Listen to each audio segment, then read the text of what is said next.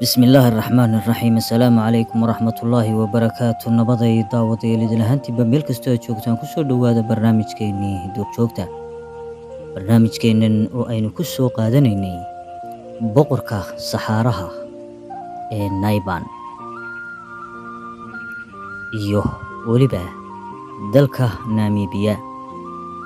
waa qaybteennii labaad ee barnaamijka daawadayaal, balse marka hore fadlan nagu soo biir oo ka mid noqo taageerayaasha channelkan. Subscribe garayso guji si aad ula socoto muuqaalada aanu mar walba soo gelino, una noqoto qofka ugu horeeya ee helaya warbixinaha iyaga. dooro calaamadda jeleska amba gambaleelka. sidoo kale like-ta ku dhufo oo share garee muuqaaladayada si ay dad badan u gaadhaan. fadlan haddii ay kula tahay inaad fakarkaaga ka dhiibato ama aad fakarkayaga nagu taageeri karayso, qaybta commentiga noogu reeb fariin ama aragtidaada ka dhiibo. intaa haddaad samayso aad baad u mahadsan tahay.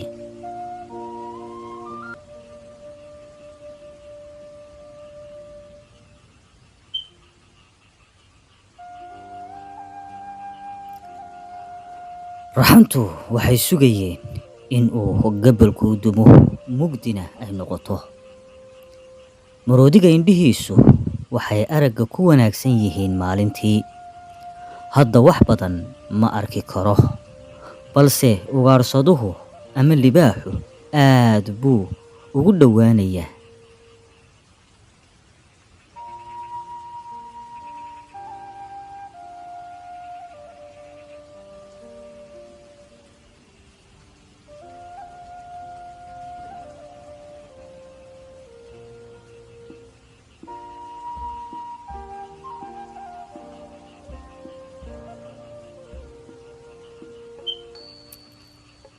waxay bilaabeen durba weerarkoodii, waxaana dhacday inay kala lumiyaan dhashii iyo weliba hooyadii. midkii yaraa ee maroodiga ahaa iyo weliba hooyadii dhashay wuxuu midba qaaday dhinac, waanay kala lumeen, waxaanay ku kala lumeen seeraha dhexdiisa.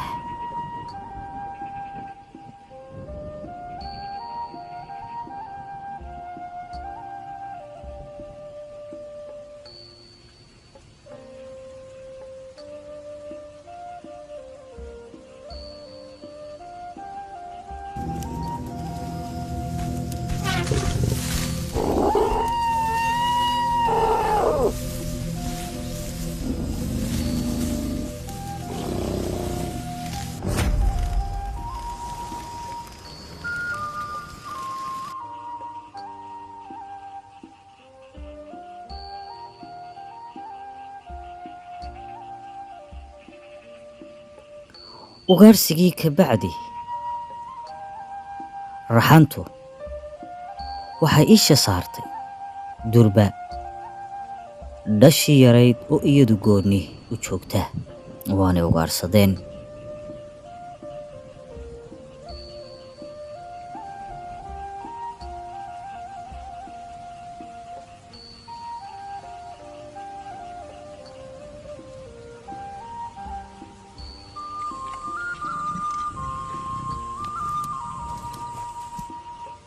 kooxdii maroodiga ahayd waxay laabatay iyadoo aanu la socon midkii yaraa,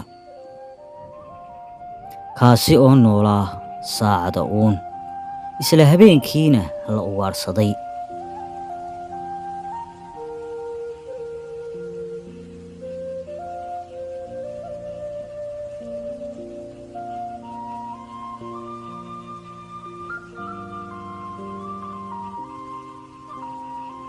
ilaa xalay toole raxanta libaaxyadihii waxay cuntay maroodigan yaree dhasha ah. aad baanu weliba ugu filnaaday.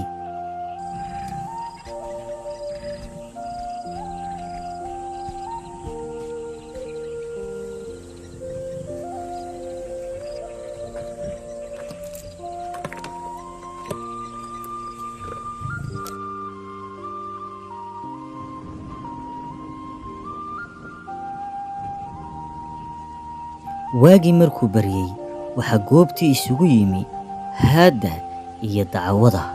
Dacwadu inta badan kama foga libaaxa.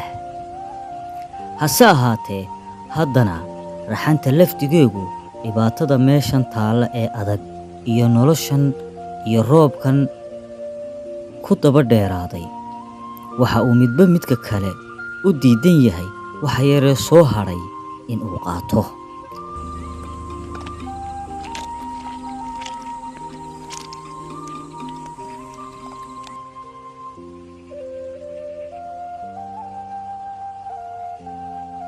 mid kastaana wuxuu difaacanayaa waxa uu haysto.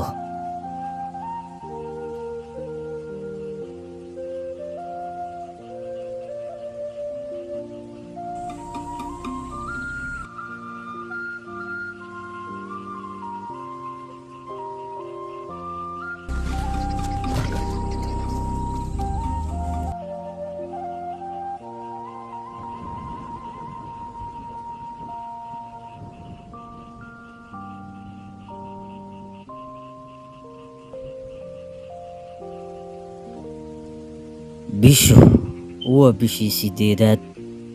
xaaladda saxaaruhu aad bay u adag tahay. waxaa roob ugu dambeysay 6 bilood ka hor. dhulku dhammaantii waa qalalay. geed wixii ku yaalayna dhammaantood way qalaleen.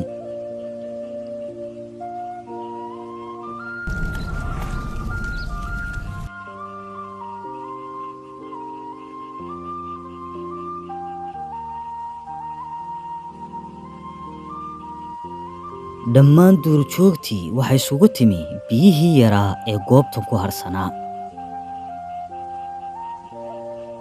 duurjoogta dhammaanteed mid kastaa wuxuu la ildaran yahay gaajo iyo haraad.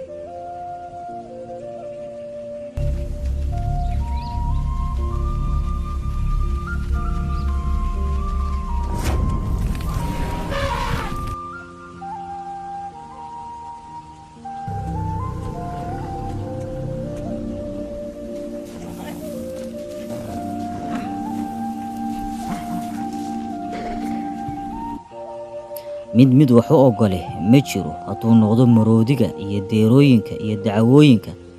mid kasta wuxuu la tacaalayaa noloshiisa.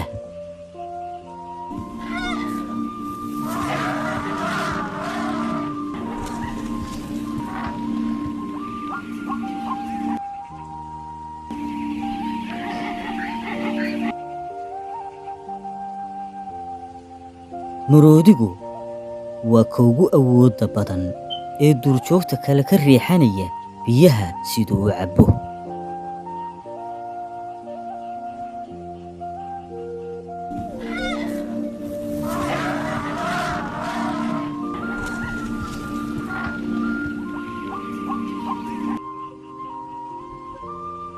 waa soomalhaad iyo rafaad ay duurjoogtu la awood daraysatay.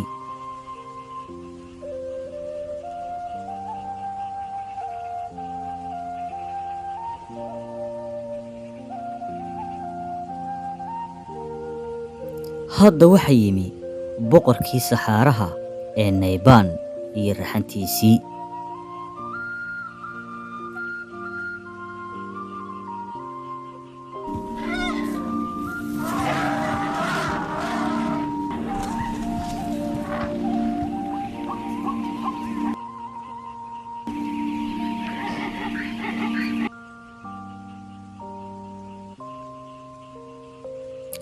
lixdii goolood ayaa isku dayaya in ay ugaadha kala eryaan si ay jaanis u helaan.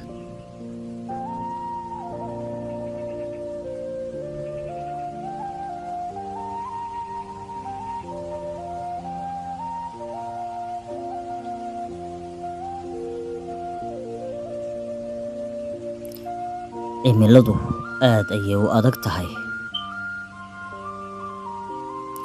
duurjoogtii dhammaan biyihii way ka eryeen goolihii, iyadoo ay weliba baahi weyn u hayso biyaha duurjoogta.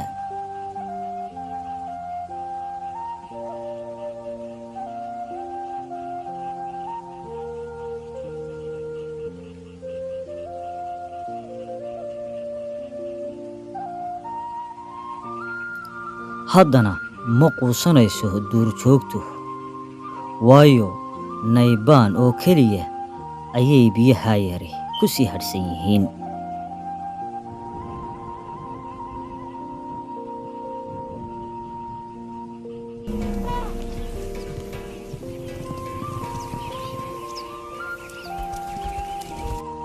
Raxantu waxay ku qasban tahay in ay fursad sugto oo ay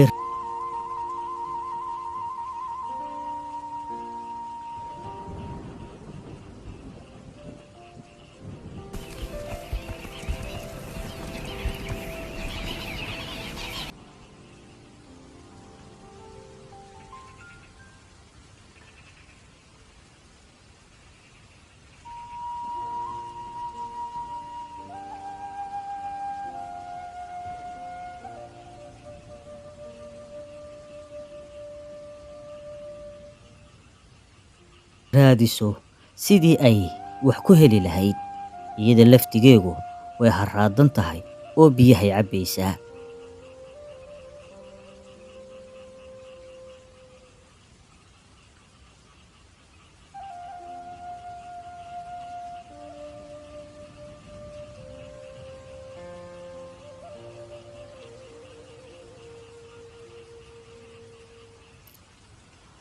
Markan gooluhu waxay gaadheen xilligay u baahnaayeen in la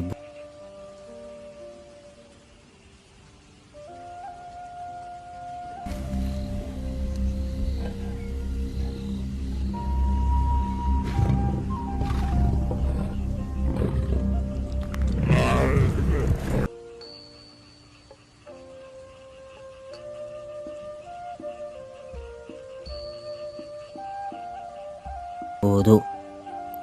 Maalintii saacad ayuu aarku u boodaa goolasha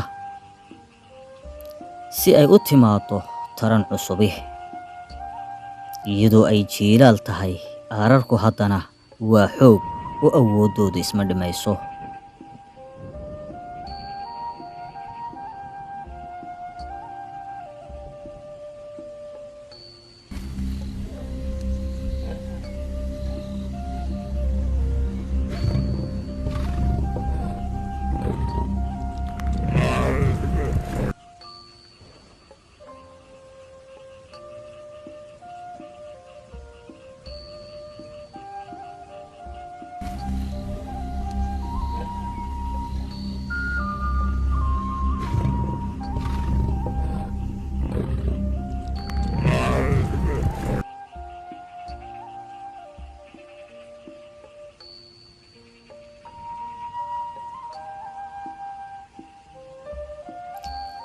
Tani waa geri, waana geri geesiyada oo cawaandiyada ah.